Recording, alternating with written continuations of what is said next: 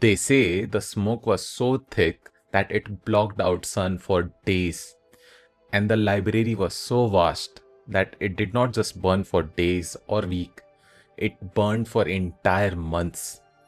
This is Nalanda University.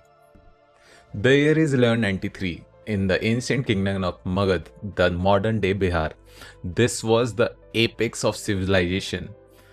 Behind those burning walls, there was 9 million manuscripts. Maybe there was cure for some disease that we still fight today. Lost. Maybe there was mathematics that Europe would not have found for another 500 years. Lost in the ashes. And right there was a man standing, seeing that burning building. Bakhtiar Khilji. He did not just burn a school. He might have burned an entire decade or maybe century of evolution for humankind. But what if he didn't? What if Nalanda University survived? Centuries before Oxford or Cambridge even laid their bricks, Nalanda was intellectual capital of the world. And it wasn't just a religious school for Buddhism. It was hub for innovation. The campus was an architectural marvel. It had dormitories for 10,000 students and 2,000 teachers. It had lakes, it had parks, and it had a complex drainage system that mirrored the sophistication of Harappa civilization. Admission was brutal. Nalanda had world's first entrance exam. Gatekeepers would ask students quizzes, logic, grammar, metaphysics right at the door. The failure rate was 80%. Only 2 people made it out of 10. Scholars actually traveled the dangerous Silk Road from Japan, Korea, China, and Turkey just to walk these halls. Why? For the knowledge, for the truth. The library wasn't just one single building. It was separated in 3 massive complexes: Ratna Sagara, Ratna Ranjika, and Ratnodadi. Ratnodadi was the crown jewel. It was 9-story high, and inside there were texts on logic, astronomy, metallurgy, and medicine that were centuries ahead of their time. Enter the villain of our story, Bakhtiar Khilji, a Turkish commander sweeping through North India, intent on the conquest. But at the height of his power, he fell deathly ill, and his body gave in. And his own royal doctors, his hakims, tried everything they could, but they could not do anything. Someone suggested the unthinkable. Call Rahul Sribhadra, the head of Ayurveda department at Nalanda. He looked at the master physician straight into his eyes and said, "I will not take any medicine you give me."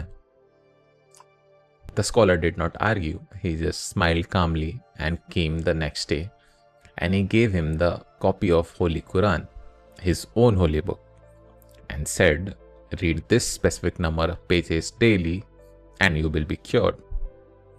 Khilji was skeptic, but he did as he was told. Day by day, he sat there and started reading his Quran. And miraculously, here he was healing, he was gaining his strength back, and at the end, he was actually fully cured. How? So the genius was not in just the prayer. It was chemistry. What he had done, he had applied odorless and transparent medicine to each page. And as Khilji turned the pages with his finger, he licked on the medicine. And that's why he was cured. You would think Khilji would be happy, he would be grateful to the people. No, he wasn't. He was furious. He could not stomach the fact that a non-believer has knowledge such superior to their own culture. It was inferiority complex on a genocidal scale. So what did he decide? He decided, if we can't have such knowledge, no one else should. He marched his army back to Nalanda. The aim wasn't conquest. He wanted to erase Nalanda from the history. He killed thousands of monks there. But the main target was the library, which he set fire to. Because of the sheer volume of the books, the tightly bundled palm leaf manuscripts, the fire did not go out. It is said the smog stayed there over the hills of Bihar for over 3 months. In that fire, we did not just lose the papers, we lost the future. We know they were already studying complex astronomical calculations. If those tests survived, Maybe calculus would have been formalized in India in 1300s, 3 centuries before Newton did. Maybe the industrial revolution would have happened in India or China in 1400s using those advanced mathematics. We actually know they were studying complex astronomical calculation, and if those tests might have survived, we would have formalized calculus in India in 1300s, long before Newton did.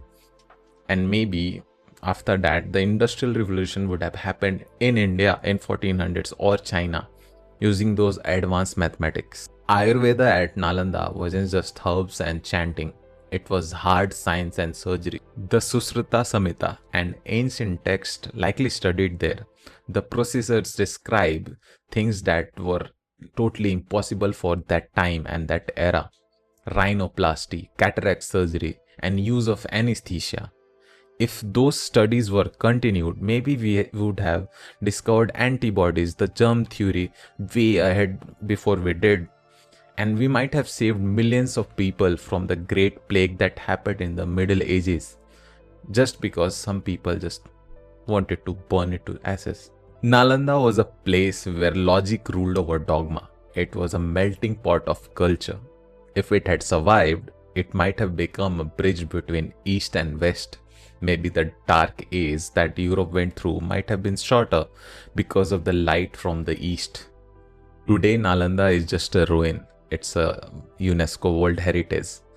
You can dig up the bricks, you can make the walls again, but you can never bring back the thoughts that were burned. Bakhtiyar Khilji proved one thing, one terrifying thing. It takes centuries of brilliance and collaboration to build a civilization, but a single insecurity to burn it down. If those books were here today, we might be watching this video on a phone that was invented 200 years ago. We cannot even imagine what kind of world we would be living in.